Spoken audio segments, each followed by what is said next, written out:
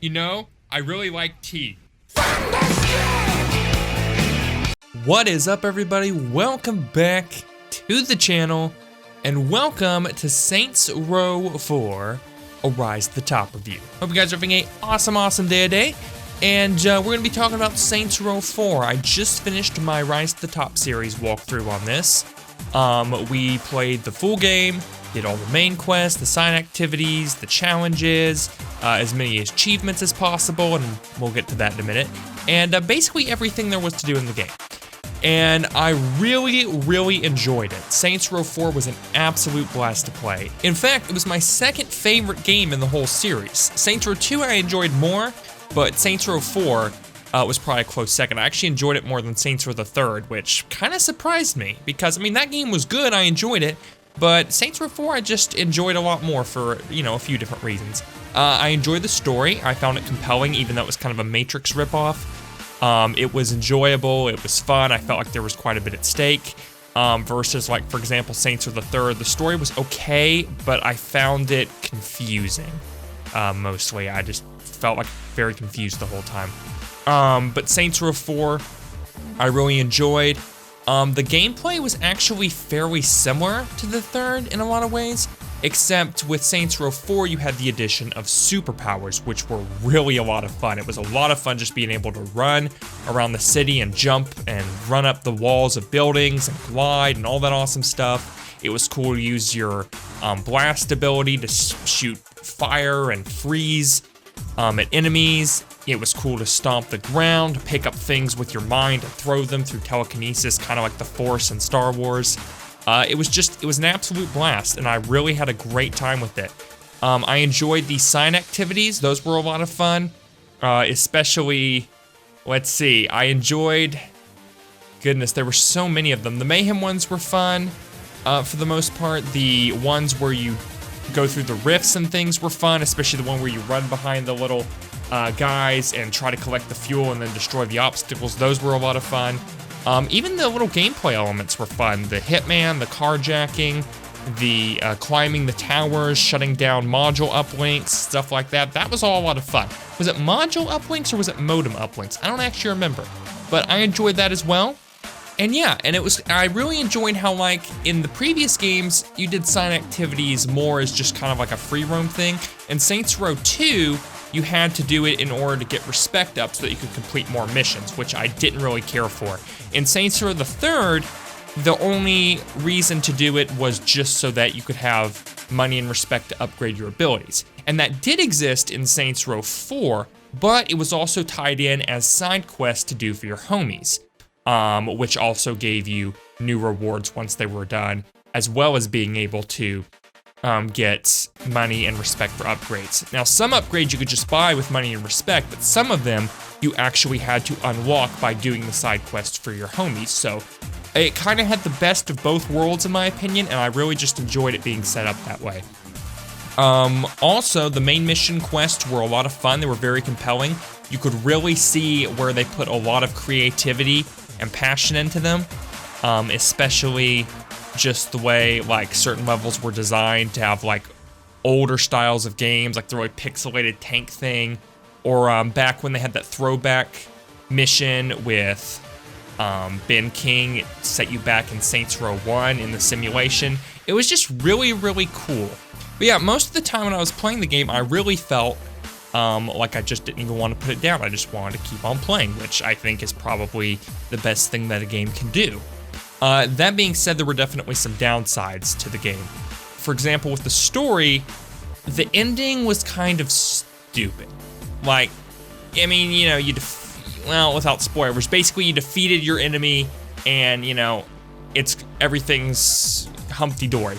But at the same time, it was just kind of like, I felt like it was lacking something. I don't quite know how to put my finger on it, but it just seemed incomplete. And that I didn't really care for.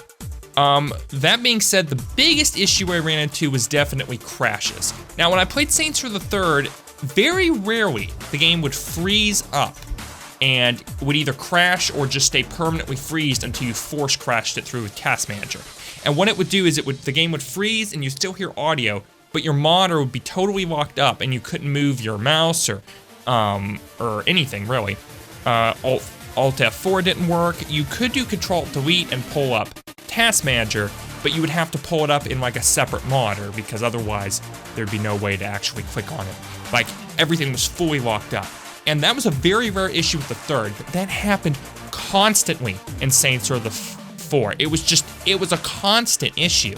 And it was never, there was never a pattern to it at all. Like in Saints Row 2, you would have crashes pretty often, like getting in a vehicle or starting a mission. In Saints Row 4, the crashes would be totally random. Sometimes they'd be happening, you'd just be walking somewhere. Sometimes it'd be happening when a lot of things were going on. Sometimes it'd be happening when literally nothing was going on. It would just freeze for no particular reason.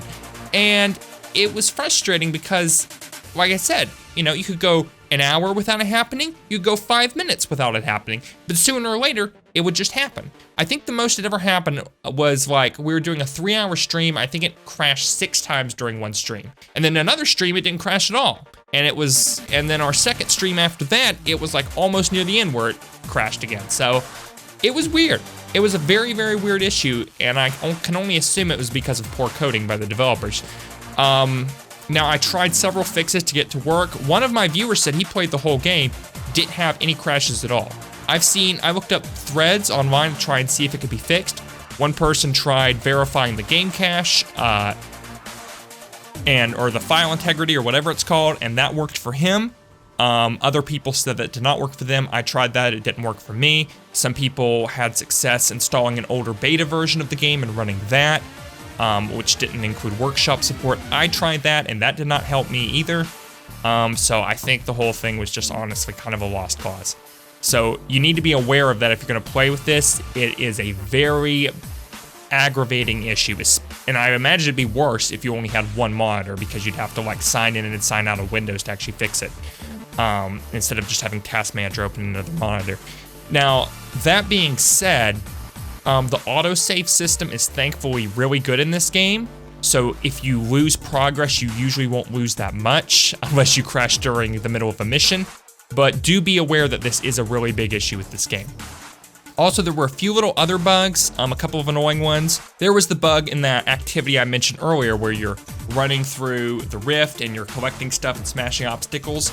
And one level of this, I think it was the hardest difficulty level, I found that I was losing control of being able to go left and right, and it would just do it without me pressing on it.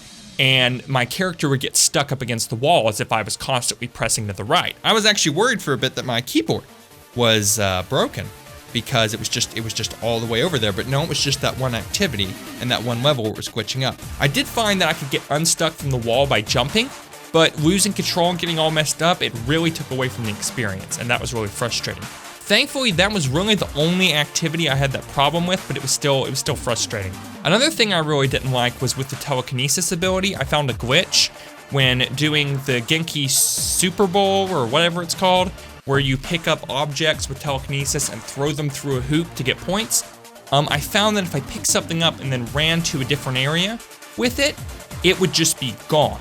But it wouldn't actually be gone. Like, it's invisible and it's not there, and if you throw it, which you can still do, it won't actually go through the hoop. You'll make the throwing motion, you'll hear the throwing sound, but it's not actually there anymore. And that was really, really frustrating. Now, I guess I should say that really the only time I did notice that being a significant issue was with the Holiday Genki Bowl version, which came with the Christmas DLC. So it might have just been an issue with the DLC itself and not really just the telekinesis in the main game. I don't know. I'd have to go back and play it to be sure, which I'm not going to do, but that's something to be on the lookout for. Speaking of the DLC, I think this is really the first Saints Row title that I did not enjoy the DLC very much. Saints Row 2's DLC was okay. It wasn't the best thing ever, but it was moderately good. Saints Row the 3rd, really enjoyed the DLC. I had a lot of fun with it. Saints Row 4, it was passable at best. It wasn't really that good. It was just, I don't know. The story was just really weird and confusing. Like, they were just being too self-aware and odd for their own good, if that makes sense, which I know a lot of people didn't like about Saints Row 4 at all. But my feelings on it was that the DLC just didn't really fit. both the Christmas and the Enter the Dominatrix. Now, it was self-aware that it was just being kind of tongue-in-cheek, which was funny, but I mean, it just wasn't that great. The story wasn't good. The missions were not really that fun. Now, I mean, I guess some of the Christmas missions, like towards the end of it, were kind of fun, like where you were riding around a sleigh and shooting presents and coal. That was kind of fun. But for the most part, it was just kind of boring, and I was just kind of ready to get through it. So that wasn't great. And then I already mentioned the Holiday Genki Bowl thing. Hated that activity. Absolutely hated it. It was so buggy and glitchy with throwing the telekinesis. The gingerbread men attacked you constantly and were always killing you before you could finish. Maybe I just stink at the game, I don't know, but I found it aggravating. And that was really the only activity I felt like I really didn't enjoy. So, yeah, that was a bit of an issue. Another issue is I bought the complete version of Saints Row 4, and they give you a lot of, cosmetics and cars and weapons and stuff. And here's the thing with cars. You almost never use them because you have your super sprint superpower, right?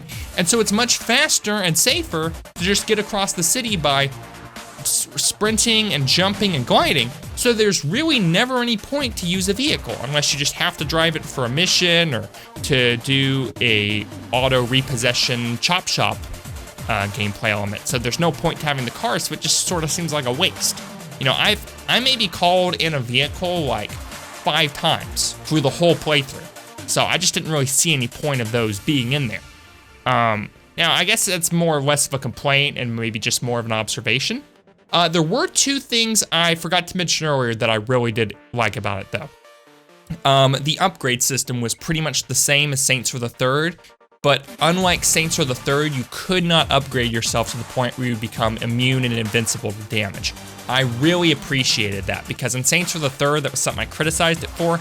I didn't like that you could make yourself immune to damage by just being able to upgrade yourself to where you're fully resistant to bullets and explosions and fire. That just seemed a bit much. It just seemed a little over the top. It kind of took a lot of the fun out of it. Saints Row 4, you could make yourself a lot more, hardy and be able to resist getting damaged, but you would still take some, so you would still have to watch for that. So I like that better myself.